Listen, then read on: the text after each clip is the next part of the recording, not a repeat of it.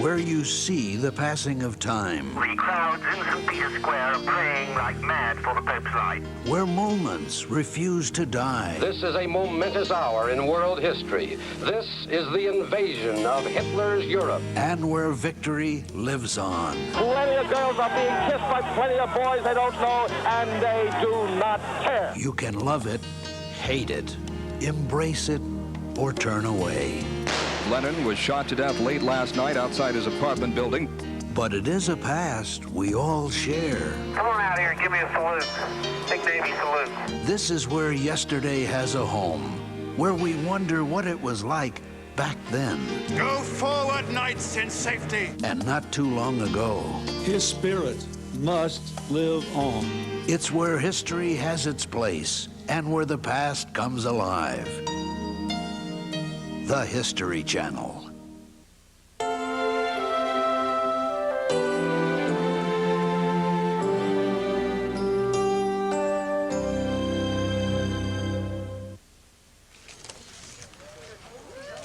Albany, New York, Memorial Day, 1996. A soldier named Henry Johnson is honored for bravery in World War I.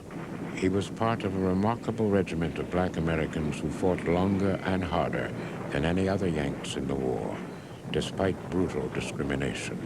Any time that we were involved with Americans, no matter where it was at, we was always ostracized, always. Always pointed out or mistreated. The discrimination ran so deep, these African Americans had to do all their fighting in the French army. Who were these men? Why did they have to serve under foreign command? And how did they earn the nickname? The Harlem Hellfighters. The boys! Go to it! Hey! Get up! Get bloody boys! Get them! Stick them with the bayonets on the Ramathon! What do you hear? Nothing near. Don't fear. All clear. That's the life of a stroll when you take a patrol. Out in no man's land. Ain't it grand? Out in no man's land. 78 years after his act of heroism, Henry Johnson was honored. The triumphant story of Johnson and his fellow Harlem Hellfighters, the 369th Regiment, is unknown to most Americans, their exploits omitted from most history books. But it is remembered by men like 110-year-old Herbert Young. So we fought like Trojans. Ain't nobody telling you no different. Throughout history, black soldiers have had to fight simultaneously for their country and for equal status within that country. And after each of the battles, their achievements have been ignored or belittled. In the Civil War, there was resistance to using black soldiers in combat. As Union casualties mounted and blacks demanded a role, that changed. And by the time the war ends, almost 185,000 African Americans are soldiers in the United States Army, and another 17,000 play a role in the U.S. Navy. One of the black troops that was created during the Civil War, a troop had as its banner, it said, "It is now our turn to prove our worth as men." And that notion of proving your worth was central to so much of what went on during the Civil War for black Americans. After the Civil War, the government organized 4 black regular Army regiments, the 24th and 25th Infantry and the 9th and 10th Cavalry. Because of their bravery and their dark skins, the cavalry were called Buffalo Soldiers by the Indians. The 9th and 10th Cavalry played a crucial role in the Spanish-American War. This film, attributed to Thomas Edison, shows African-American cavalrymen disembarking during that war. Serving on foot, because their horses were left in Florida, the 9th and 10th repeatedly came to the aid of white units. Theodore Roosevelt, in command of the Rough Riders, was the most famous soldier to emerge from that war. At first, Roosevelt paid tribute to the black soldiers, but then turned his back on their contributions. And even Teddy Roosevelt talked about how these colored soldiers played a major role. Now, it's interesting that Roosevelt says that immediately after the war. But as he enters into public life, he begins to distance himself from the black soldiers. And he begins to say that the soldiers were there, but they really weren't the most efficient soldiers. They weren't the bravest soldiers. That in a way, his Rough Riders carried the day independent of blacks. One white Spanish-American war veteran who never wavered in his trust of black soldiers was Colonel William Haywood. In 1916, Haywood, an ardent civil rights advocate, began organizing the 15th Regiment, New York State's first all-black National Guard unit, here in Harlem. At first, recruiting was slow, but then Haywood persuaded James Reese Europe, the most popular black band leader of the time, to enlist as a lieutenant and form the regimental band. Europe's musical standards were much higher than the Army's. To accommodate him, Haywood stretched, bent, or broke every Army regulation governing a regimental band. The band was larger than regulation, contained instruments never envisioned by the Army, and was led by an officer instead of the regulation sergeant. Haywood even sent Europe to Puerto Rico to recruit woodwind players because the band leader believed that island had the best in the world.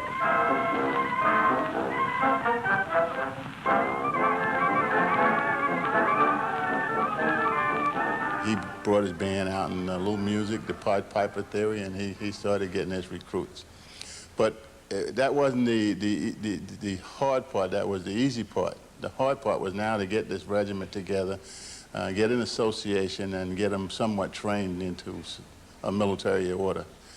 They didn't have any weapons, so they used broomsticks, and they used the backyards to dig trenches and make believe the type warfare that was going on over in Europe at the time, and they did the best they could.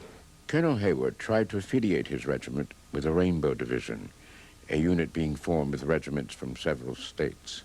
He had recruited all blacks, and the division people at the time said, sorry, Colonel, but black is not a color of the rainbow. Colonel Haywood could do nothing about the Army's strict segregation policies concerning enlisted men, but his officer corps was integrated from the beginning, with some white officers subordinate to higher-ranking black officers. Well, one of the strengths and one of the most important things, it seems to me, is that the 369th has an integrated officer corps from its inception.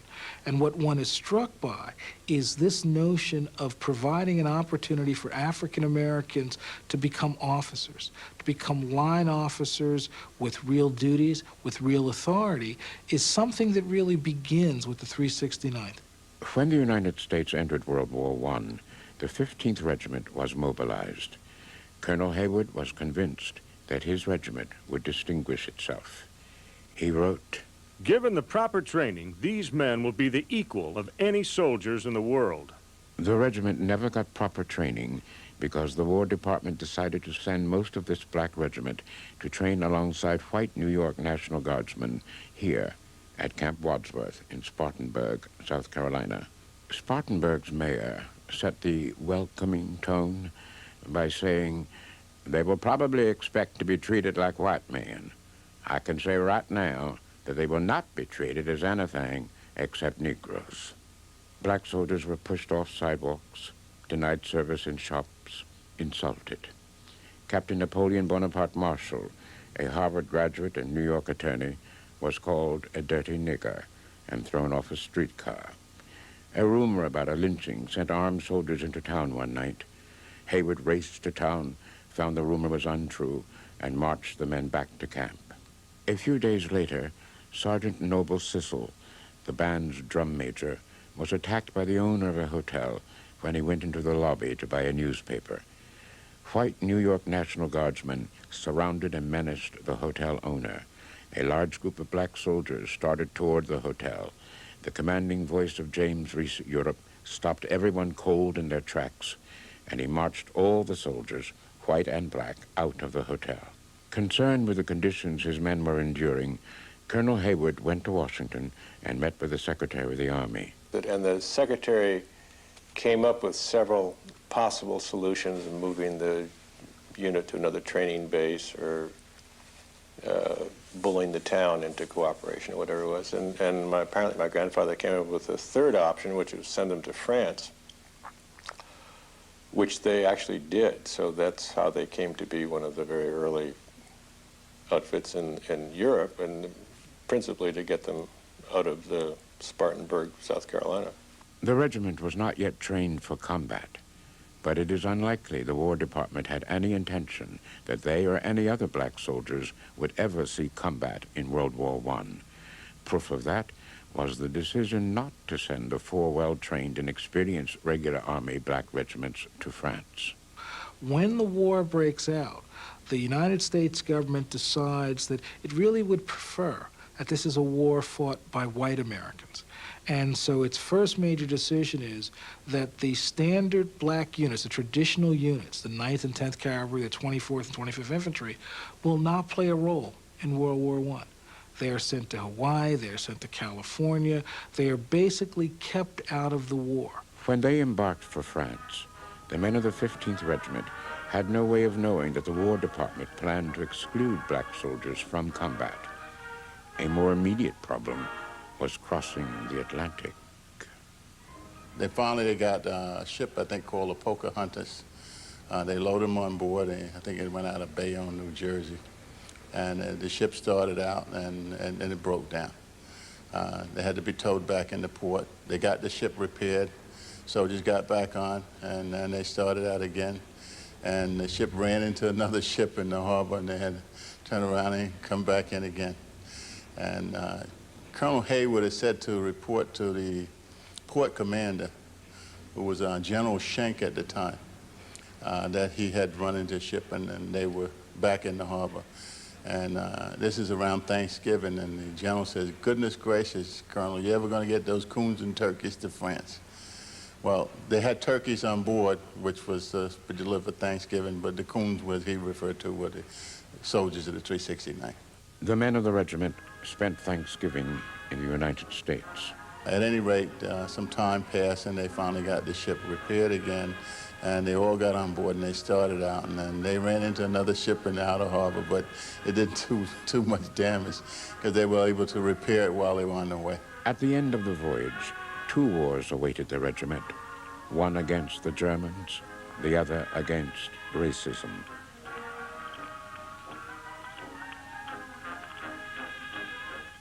Harlem's 15th Regiment arrived in Brest, France, shortly after Christmas 1917, and they boarded boxcars for the ride to a big U.S. Army base. On the way going to St. Nazaire, they had it was a policy when the regiments passed through the different little places, wherever the Red Cross was, they used to open the windows and serve coffee. But when we would go through a place, they would open the windows. As soon as they see it was a black regiment, they would close the windows. That I know, that I seen with my own eyes. Facilities at the base were rigidly segregated. When we got our billets where we were living, and boys started going to the toilets and different things, the first place we went in was all set up white, black, fountains white, toilets white, black. About 2 hours of that, a big fight, a big fight started. The next day, we assembled, and they issued out picks and shovels. And we, after that, every morning, we would assemble and march down to St. Nazaire and do work, fixing tires and whatnot all through the time. This we done from January until about the end of March. The band was exempted from labor details. It was dispatched on a concert tour that made musical history. One of the best military bands ever assembled, it performed across France, giving thousands of French soldiers and civilians their first taste of jazz. From the moment the band marched off the Pocahontas, playing a syncopated Marseillaise, it was a hit with the French allies, and even with their barnyard animals. Meanwhile, back in Saint-Nazaire, the rest of the regiment rankled under its manual labor assignment. Colonel Hayward lobbied the U.S. command, the American Expeditionary Force, for a combat assignment. He finally got one from the commander of the AEF, General John J. Pershing. Pershing was an old cavalry officer and had served with and respected the Buffalo Soldiers of the 9th Cavalry. When he was assigned to West Point later in his career, he frequently and unfavorably compared the cadets to the black cavalrymen. They retaliated by nicknaming him Black Jack, both for his preference for black soldiers and for his nasty manner. The nickname stuck. The French army, on the verge of collapse after 4 years of war, asked Pershing for reinforcements. He assigned the 3,000 men of the 15th Regiment to the French 4th Army. The African-American soldiers were finally getting a chance to fight. They would be the first black Americans to see combat in World War I, but they would do their fighting in a foreign army because their own had no combat role for them. We was assembled and was told that we would now be fighting under the French 4th Army. Then they issued us French equipment, gas masks, rifles, and whatnot.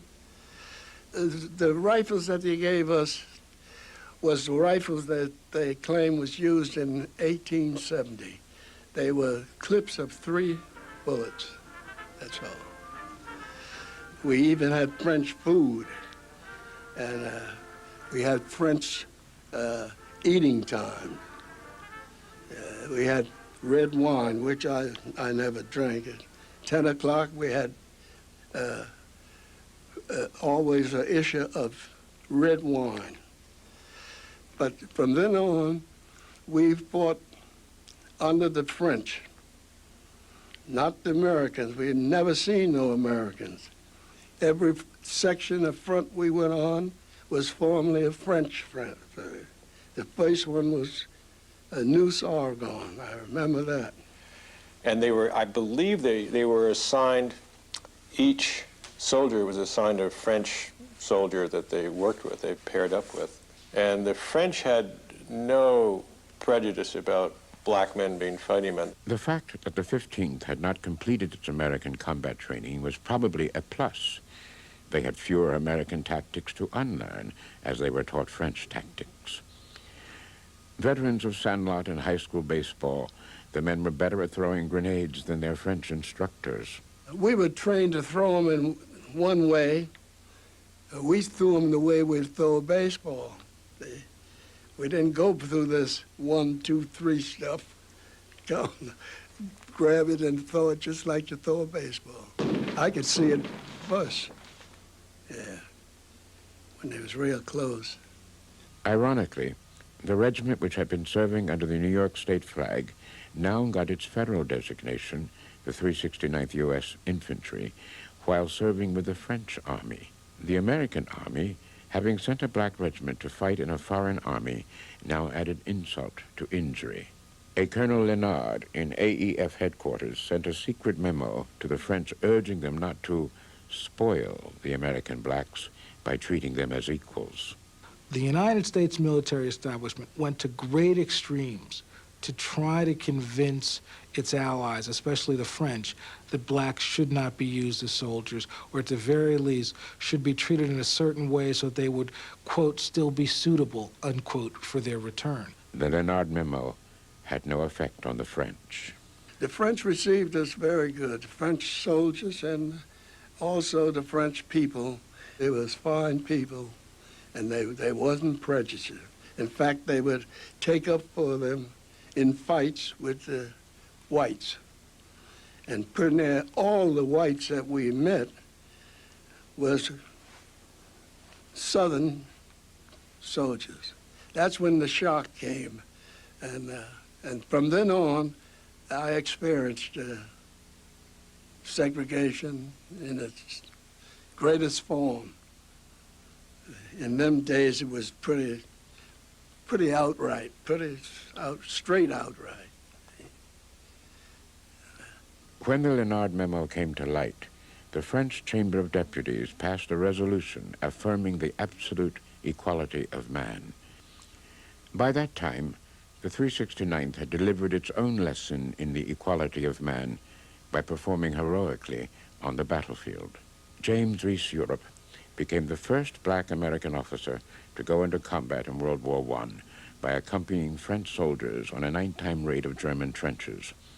The rest of the regiment responded bravely to its introduction to combat. Colonel Haywood wrote of his regiment's first exposure to an artillery barrage. The boys just laughed and cuddled into their shelter and read old newspapers. They are positively the most stoical and mysterious men I've ever known. Nothing surprises them. Captain Clark called for 12 volunteers for a raid, and the company fell in to the last man. All wanted to go, and he had to pick his 12 after all. Do you wonder that I love them? Every one, good, bad, and indifferent? The colonel also thought he had a mystery for the Germans. He wrote, "None of my men have been captured so far, and the boys wear a French blue uniform when they go on raids. I've been thinking if they capture one of my Puerto Ricans in the uniform of a Normandy French regiment, and this black man tells him in Spanish that he's an American soldier in a New York National Guard regiment, it's going to give the German intelligence department a headache trying to figure it out." In fact, the Germans knew there were black Americans in the Allied trenches, and they wanted to capture one. Well, the story is that Henry Johnson, Needham Roberts on this outpost, way out in the front of the other soldiers on line. Needham Roberts was on the post looking out when the Germans came up. And they shot him. And they grabbed him and they was getting ready to hustle him away when Henry Johnson heard the commotion, and with his rifle, he started firing into the German platoon, killing as many, reloading as many, clip as fast as he could, and firing. When he ran out of ammunition, he pulled out his bolo knife and jumped into the crowd. In a letter to Johnson's wife, Colonel Haywood described the rescue. Fighting desperately, he opened with his bolo the head of the German who was throttling Roberts. Roberts, released from the grasp of the scoundrels, began again to throw hand grenades, and the Germans picked up their dead and wounded and slunk away. So it was in this way the Germans found the black Americans. So I saw them when they brought them back. Neither one of them could walk. They had Needham. Needham was carried back in the front of Roberts, and Roberts was in the back. They had two guys carrying Johnson. And Johnson his legs was gone, his legs was hanging, and the blood was all on the bolo knife they had. They had the bolo knife that he was split the German head with. That was soaked with, just caked with blood. And he passed through, he had to pass through our line to come back to get out. That's when I saw him and Johnson. Johnson and Roberts were the first American soldiers, black or white, to receive the French Croix de Guerre. Incredibly, they received no U.S. decoration for valor. We're fighting still for Henry Johnson to get one of the highest medals that the United States can offer him. The medal that he got was the medal from France, not from us. It's an honor. And you fight and you work so hard for the country that you live in. It would be nice for you to be recognized by that country. The 369th continued to fight for their country and for recognition.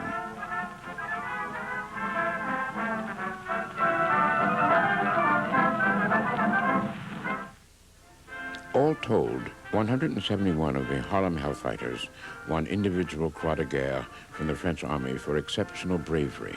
In one daring exploit, a lone sergeant, William Butler, rescued 5 of his comrades from a German patrol, single-handedly killing at least 5 enemy. A German report on the incident claimed the Americans had attacked, quote, in overwhelming numbers. The overwhelming number was 1. No wonder the Germans nicknamed them Hellfighters.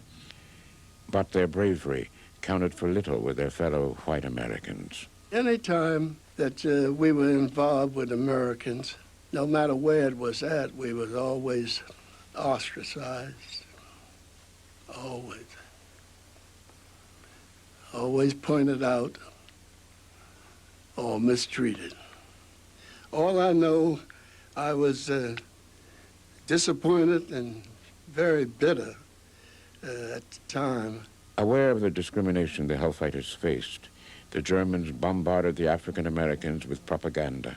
First of all, the Germans recognized that there was something ironic about a people fighting for democracy who technically didn't have it at home.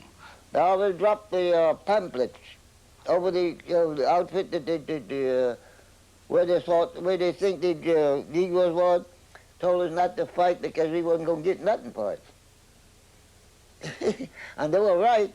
That day they were right, but we didn't know nothing about that. We didn't know what's going to happen when we get back home. And the idea of fighting in the war was to be a part of the United States, to be a party to their wars, to take the responsibility as citizens, which was sometimes denied, even to the point that they didn't want them as an American unit. They felt by fighting for the United States, even though it was under the French flag, they would gain that recognition. And that's the sort of reason they would never go over to the enemy side. They just figured that the Germans didn't want us to fight because we were whipping them. That's all. They didn't want us to fight because we were whipping them. They didn't want to fight with the colored boys. Because the colored boys were the best soldiers, the best fighters in the army.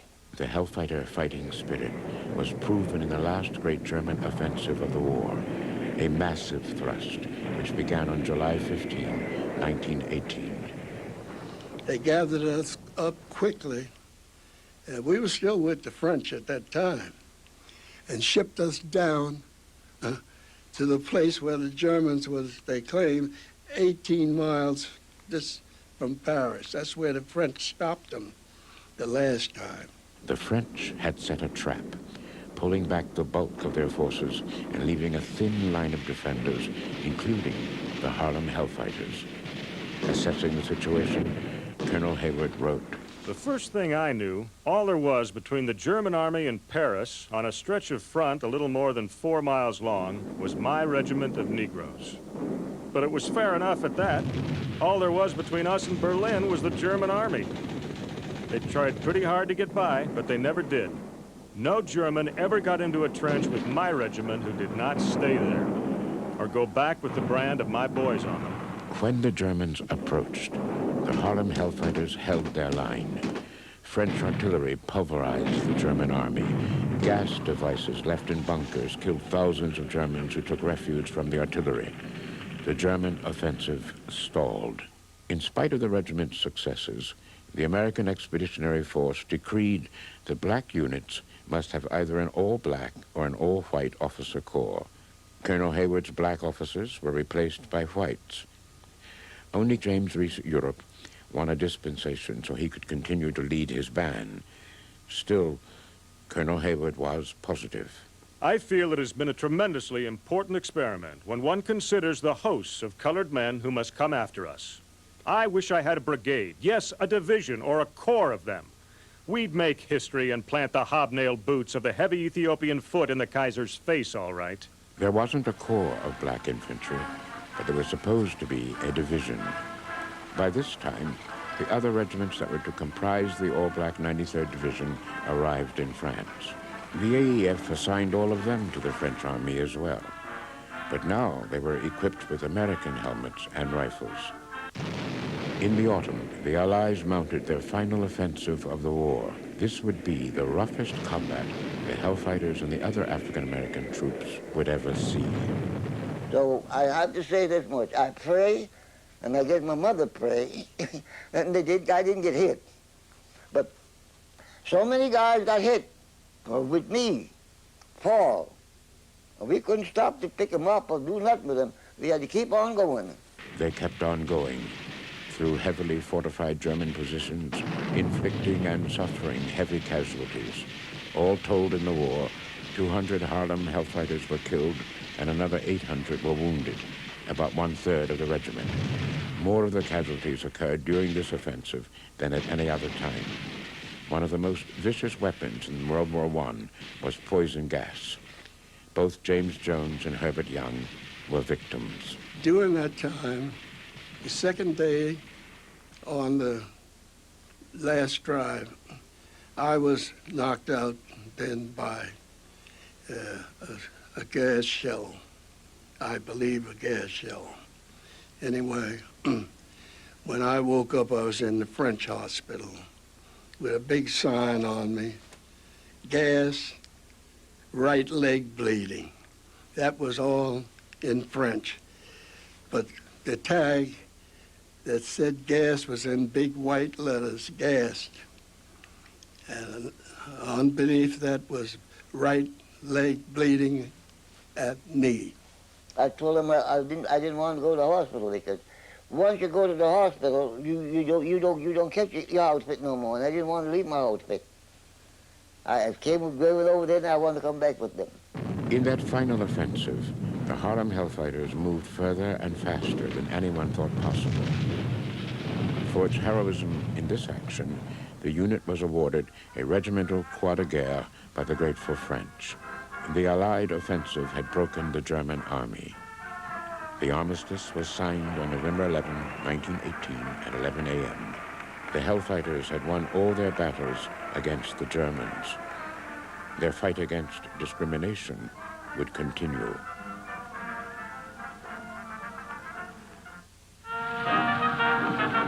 In the French army, officers of Hayward's rank were not expected personally to lead their troops in an assault. So, during one battle, Colonel Hayward tore the eagles off his shoulders and led his men. A French general ordered him to retire. He replied, "My men never retire. They go forward or they die." They were brave, even theatrical words, but they were also true. Despite the fact that it had less training before going into combat than any other American unit, the 369th had a distinguished record. In his official report on the first black American unit to see combat in the Great War, Colonel Hayward proudly wrote, "It is my desire to record the fact that the regiment was under fire for 191 days, all told, and during all this time never lost a prisoner, a trench, or a foot of ground." Their entire war was fought under French command. They never served in an American brigade or division. Their 191 days at the front were the longest service by at least 5 days of any American unit, black or white. That I know without anybody telling me. Because I know when we hit the line, we ain't never seen nothing else but back and forth. If one group was on there, 10, 11 days, they went back, another group took their place. We're still on the lines, and the only time we got off the line was to go back for delousing. Even after the armistice, the 369th continued to rack up firsts. It was the first Allied unit to cross the Rhine into Germany. There it established a military government and occupied 3 German towns. The bond between Colonel Hayward and his men would last decades. Even after the war, when he was had his office on 42nd Street, any of the boys that got in trouble used to go to him. Any of the working boys that got in trouble on the jobs would go to him, and he would go to the front for them. Yeah. Nobody ever had any kick for Colonel Hayward. They all loved him. Colonel Hayward and his officers were exceptions to the rule, as James Jones learned in a U.S. Army hospital. Although he was a wounded combat veteran, Jones was pushed to the end of the food line at every meal. He complained to the hospital's commanding officer, who responded, "And where I come from," he said, "you and your people was always last." That's what he said. And that's why he looked at me like that. So I said, "Well," I said, "ain't nothing I can do." He said, "No, it ain't nothing you can do." He said, "But however you get your meal." I said, "Yeah, I get my meal." And that was all. So I left there.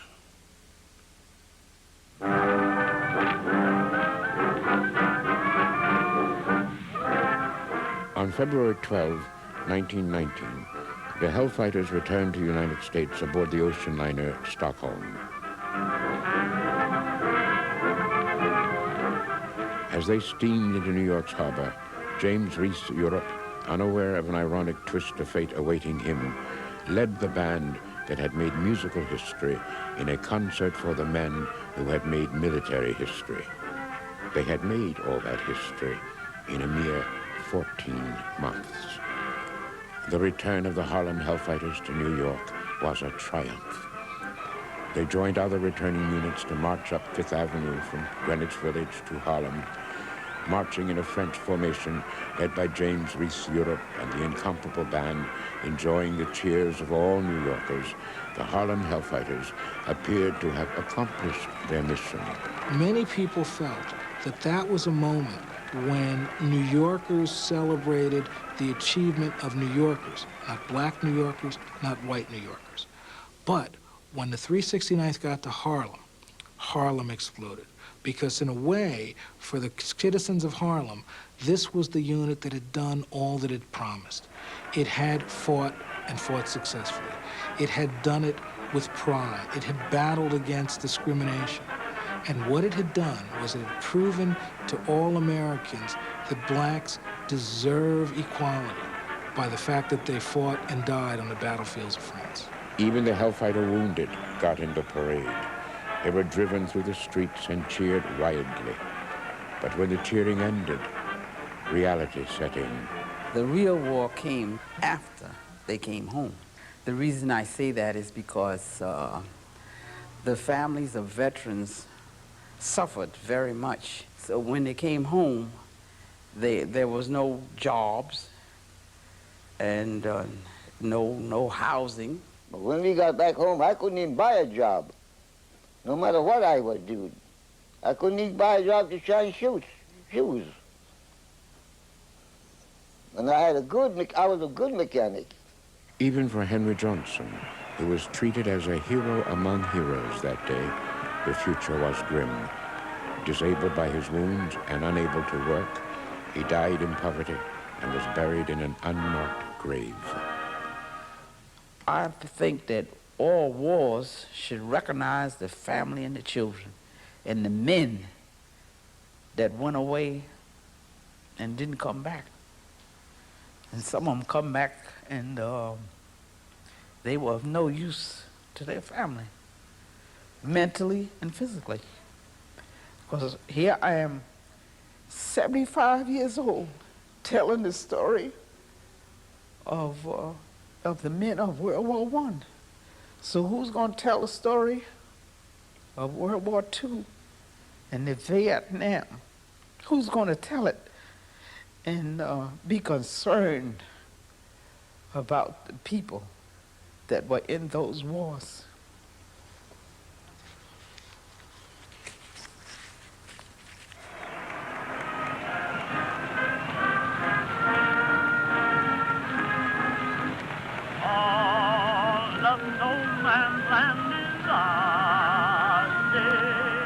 Even for the great James Reese Europe, victory proved hollow. He had survived the dangers of war and now triumphantly resumed his musical career at the head of the civilian Harlem Hellfighters band. In Boston one evening, he quarreled with one of the drummers. The drummer attacked Europe with a tiny penknife, cut his throat, and killed him. Almost immediately, white America began ignoring the Harlem Hellfighters' contribution. As James Jones learned, from the soldier filling out his discharge. He said, "What battles was you in?" I started naming Newson, Champagne, and he stopped. He said, wasn't no blacks on the front. He said, wasn't no blacks on the front. I didn't say nothing. I was so anxious to get out of there, I didn't open my mouth. And when he said, he started writing his name on the discharge. He gave me the discharge. I looked on the back of it, and he said on the back there he had none. Come back none. 8 decades later, he is still trying to set his personal war records straight. There was still discrimination, still limited opportunity. But part of the legacy of the Harlem Hellfighters was the beginning of change. It changed everything with black people, First World War. From then on, everything was changed for the black people. But before that, the black people were nobody.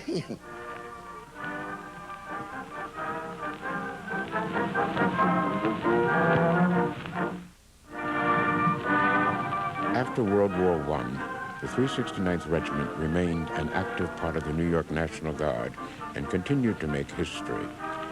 Benjamin O. Davis, who became the first black man to earn a star as an Army general, was given command of the 369th, and the regiment added another to its long list of firsts. But there was a long, long way to go. I know that there was enormous segregation in World War II. Whatever they should have learned from the experiment, the 369th in World War I, they seem to have forgotten at the outbreak of World War II. Still in segregated units, African Americans again served in combat. But in this war, black GIs kept their American helmets and gear and served in the U.S. Army. The Air Corps grudgingly overcame old prejudices and organized black fighter squadrons which repeatedly outflew the vaunted Luftwaffe.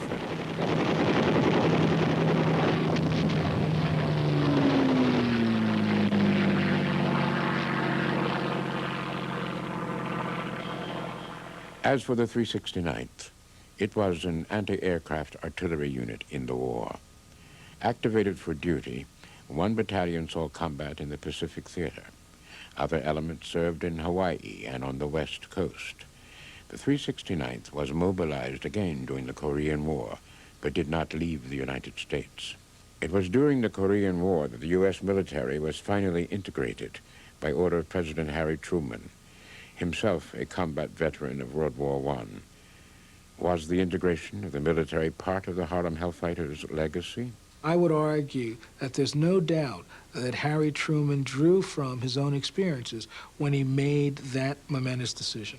And I think that if the 369th had failed, if an integrated officer corps had not been able to provide the kind of leadership that was required, I think it would have made it harder for African Americans to rise to the ranks of officers. One of those African American officers, General James, was on active duty when the Army was integrated.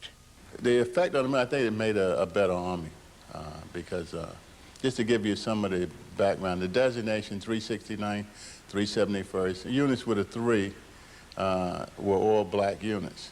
Units with a 6 were all black units. So if you were going to send reinforcements in and it had a 6, you wouldn't send them to a white unit, you'd send them to a black unit. But all this talent with good units and whatnot, it didn't serve the Army well, because if you had a good unit, it was black, you couldn't reinforce them into a white unit. The 369th still serves as a transportation regiment in the New York National Guard. Its most recent assignment, service in the Gulf War. Perhaps the Harlem Hellfighters' greatest contribution was its indomitable spirit in the face of almost constant adversity. Well, in spite of the treatment, it didn't take anything away from me so far as serving the country. That part, I just didn't, it didn't touch that part at all. I was just as anxious to do whatever I could as I was when I first went in there, regardless of the setbacks and the prejudices. It was a lot of prejudice, all right. Even The worst part was while you was in France fighting. That's where the part that really hurt. See? I never quit, man. I never say quit. Never quit.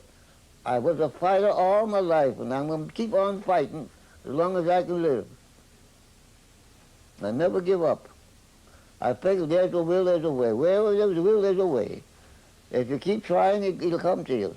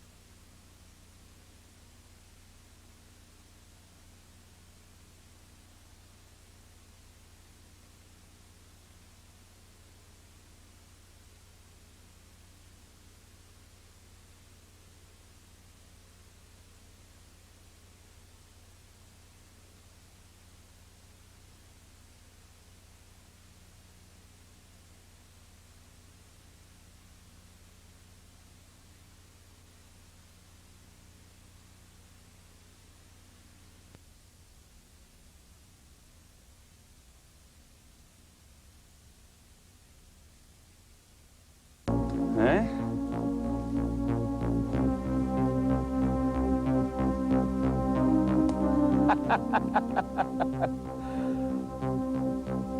A ver si tú tienes mejor suerte.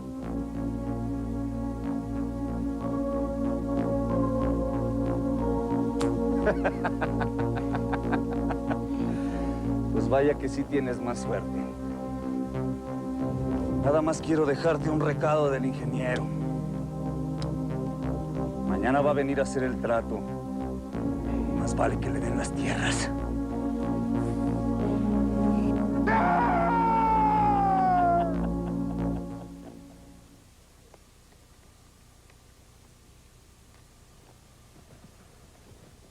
Sí, Nacho. ¿Qué pasó con el chato? No se ha comunicado conmigo en todo el día. Dile que en cuanto llegue me hable. ¿Eh?